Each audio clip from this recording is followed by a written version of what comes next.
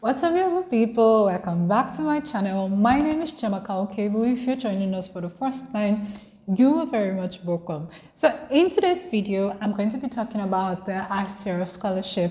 Have you been looking for a scholarship somewhere to study outside your country? Well, I present to you today the ICCR Scholarship.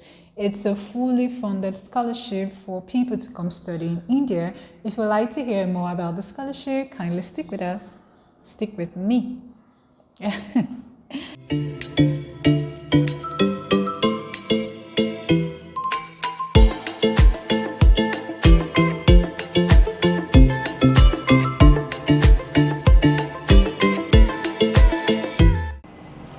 Okay, so just a brief introduction about the scholarship. ICCR is a fully funded scholarship. ICCR simply means Indian Council for Cultural Relations.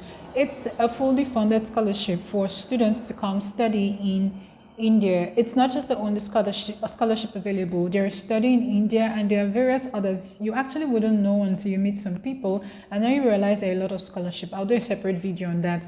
So, but for this, the ICCR Scholarship is a fully funded scholarship with various schemes under the scholarship. There's the Ayush scheme, there is the MEA, I think the MEA is for African countries, there's the Bangladesh, there's the one for, where else? Sri Lanka. Yeah, various countries within Africa and Asia. Just in my class, I have those from Japan, also yes, and a guy from Syria. So there are various schemes under the scholarship for different countries, but I'm under the MEA, that's the one for Africans. So for this scholarship, you have to apply through your embassy. So for us in Nigeria, what you do is you go online, the A2A portal. I'm going to leave the link on the screen and also leave it in the description box. You go to the A2A portal, you log in and you fill the application online. And then when you finish filling the application, you print it out and all the documents you've submitted, you print everything out and you submit the hard copy at the embassy. Now for filling out your application, the various things you would need. You would need your passport, your international passport, you need a passport photograph, you would need referees, you would need your WAEC results, which you would have to convert to percentage. You would need, you could use either WAEC or you could use GC, yes. So those are the basic things you would need. You also have the opportunity to fill 3 schools and 3 courses. It could be the same courses, it could be different courses, yeah. So you also have to fill those. One thing is, under the ICCR Scholarship, you cannot study medicine. Yes, you see it. So one thing is, when you go to the portal, download all the documents on it and read thoroughly.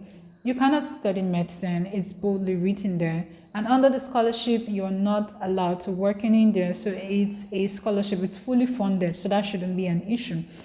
So another thing is, for the programs it offers, you have BSc, you have MSc, you have PhD and MPhil. I think another thing people find confusing is when they are coming Masters of Philosophy, they tend to apply straight from BSc. However, I think you should have a master's before you're able to do MPhil. So you might want to actually look at that. You might want to take a very good look at that before you apply. Like, you might want to be sure what the requirements are before you start applying so that you don't have issues when you come here.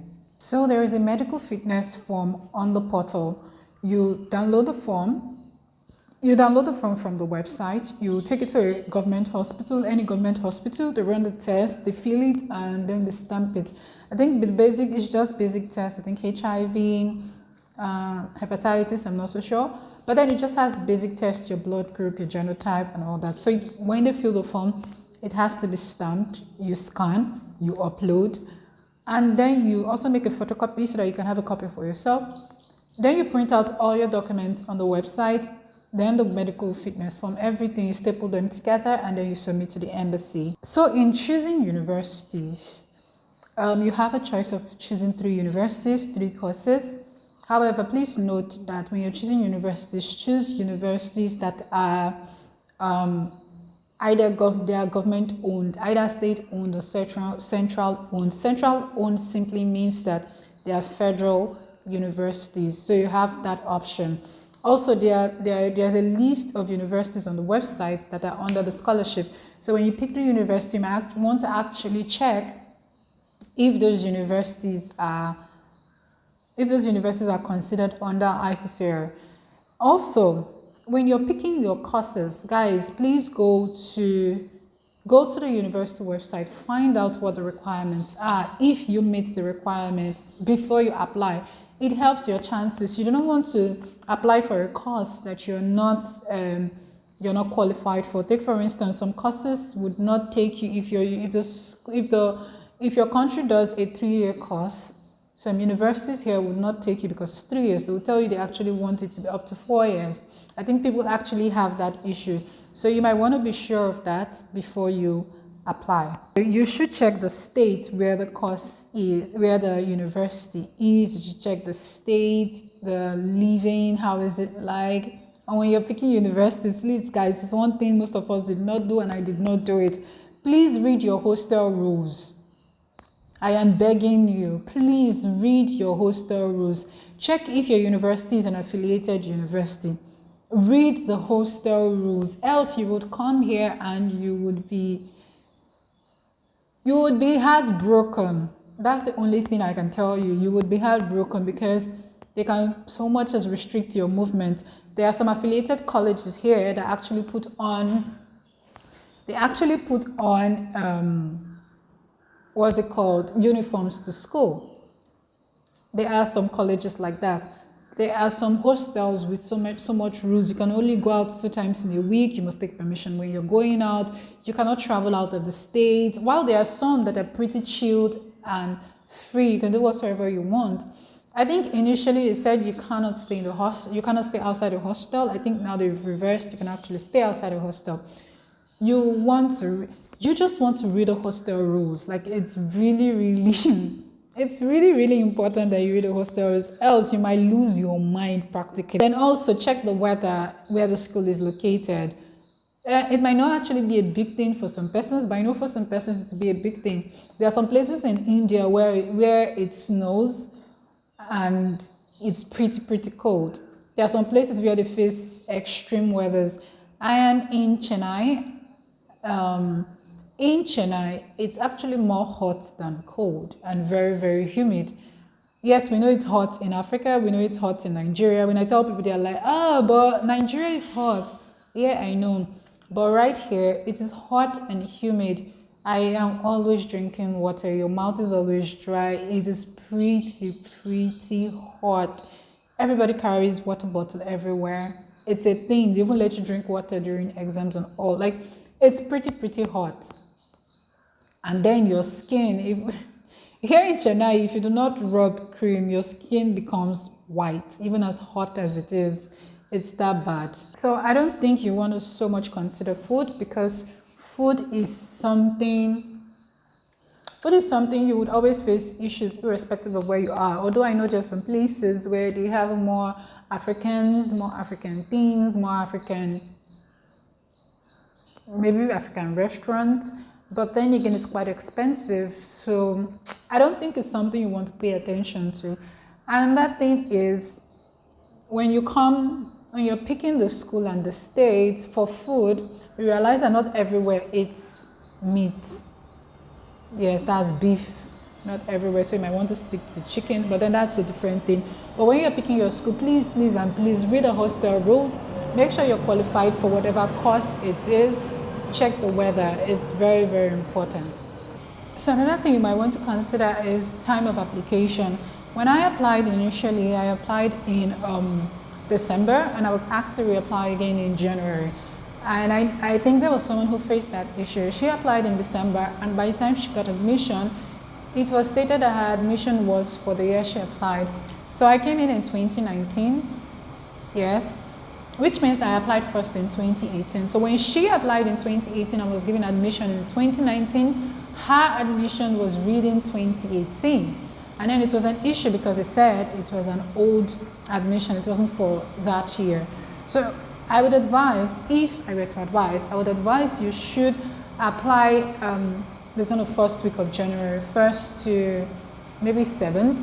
Another thing is the date you're seeing on the ICCR website that says last date for application is not the last date for application for students. It's the last date of application for the embassy to forward the names of students, yes, to the ICCR. So it's not for you, it's not for the student. Please apply as early as you can. And this is for Nigeria. I am not aware of what happens in other countries. And every country has a slot. I think in Nigeria we have 20 slots. And for that 20, it's for both PhD, Masters, and undergraduate. And the way we are being, those for scholarship are being picked in Nigeria, it's not something you can really say this is how it is. Some countries write exams, some are required to write IELTS, but in Nigeria it's really seamless, it's free. Like you just submit your document. I submitted my document in a colored format. I don't know if that contributed.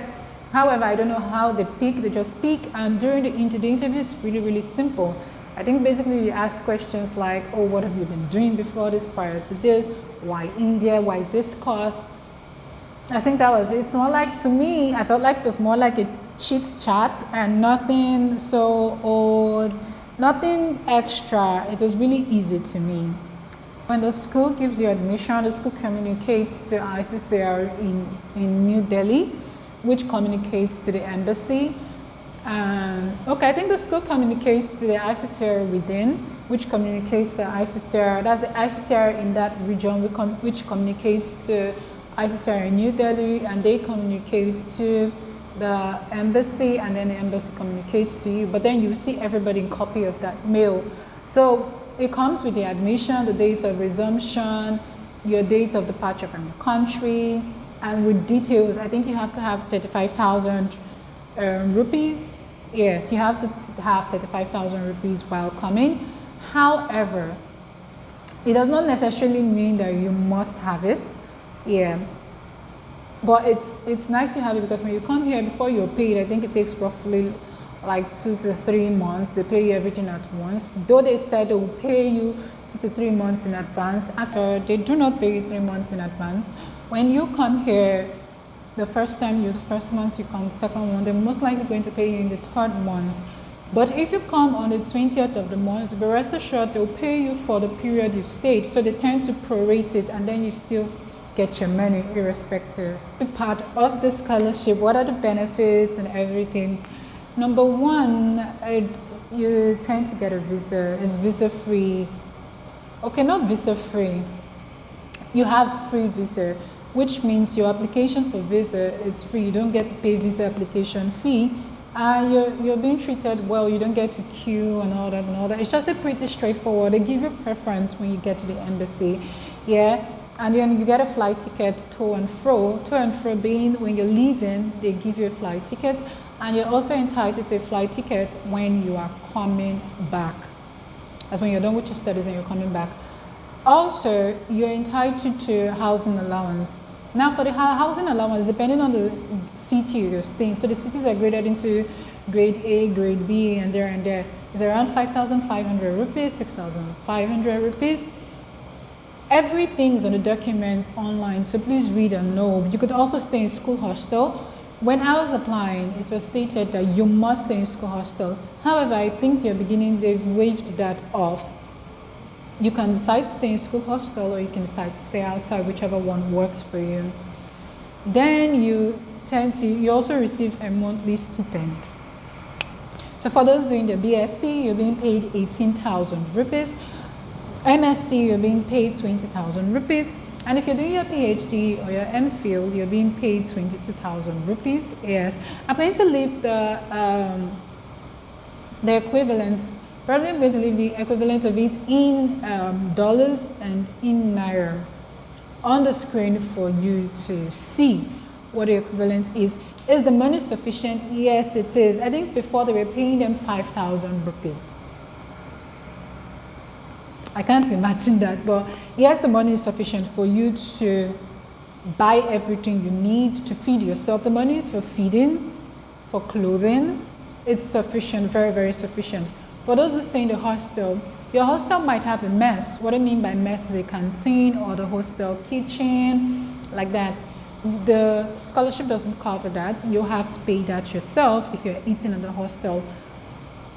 Your hostel might not also have a kitchen, so you might have to get to the hostel and start asking for one. That's why I said read your hostel rules before going. When I came here, here they didn't have a kitchen. I had to start writing letters upon letters, pleading and pleading. So just read your hostel rules. But is the money enough? Definitely the money is enough. You're also entitled to book allowance every month. I think it's around 6,500 to 7,000. I'm not so sure what that money is. Let me correct. Also entitled to project fee. I think that's around 6,500 or 7,000 also. It's once payment, yeah.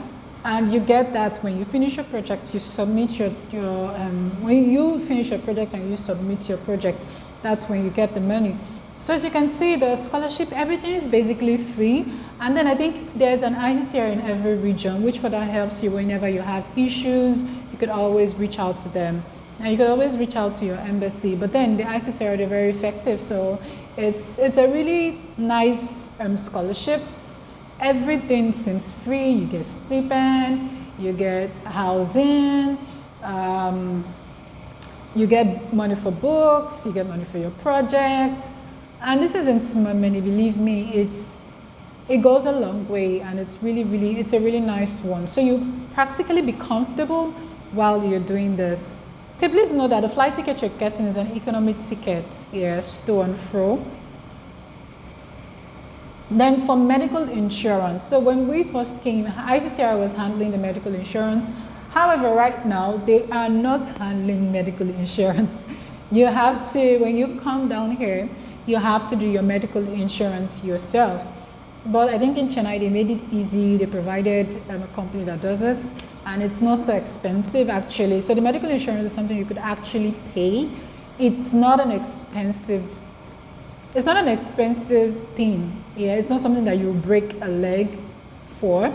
But then the only problem you might have is when you first come here, ICCR has not paid you, and you have to pay for your insurance. So that is why your 35,000 rupees you were asked to bring down here is very important, because definitely they wouldn't have paid you and you would need to get insured. So I think that's the only thing you pay for. I don't think there's any other thing. So for Nigeria, if you are applying and you applied through the embassy, realize that everything is in Abuja. You have to submit your documents to Abuja. You could actually mail it. You could use DHL to send it to them, as you could courier it down to them. Also, the interview is also with a high commissioner in Abuja, which means you'll be required to travel to Abuja. And they don't usually inform you well in advance.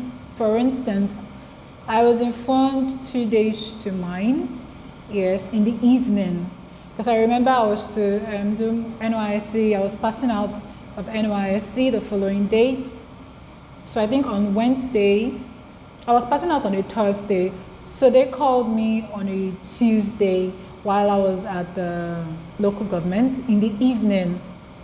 So I had to go for NYSC passing out. I just went to collect my certificate on Wednesday, and after collecting my certificate, I went straight to the airport and went to Abuja. My interview was for Thursday morning. So you just have roughly 2 days. But if you are in Abuja, they most likely will just give you a day's notice. Yes, so you have to come the following day. So it's not you're not being told for a long while. It's just really a short period. Then also you'll be required to do your verification or evaluation of your document. That's after you've been given your admission though. After you've been given your admission, most likely before your visa and everything. Yes, you're required to go to the Ministry of Education, that is in Abuja. Ministry of Foreign Affairs, that is in Abuja. So if you're doing those two, you could as well just do your yellow fever vaccination in Abuja, because the rush in Lagos is crazy, it's mad, I can't even begin to tell you how crazy it is. Guys, I tried, I couldn't. But in Abuja, the queue is not much. They will just do it for you. You don't have to, it's a seamless process. The sweetest part about this thing is the Ministry of Health, yeah?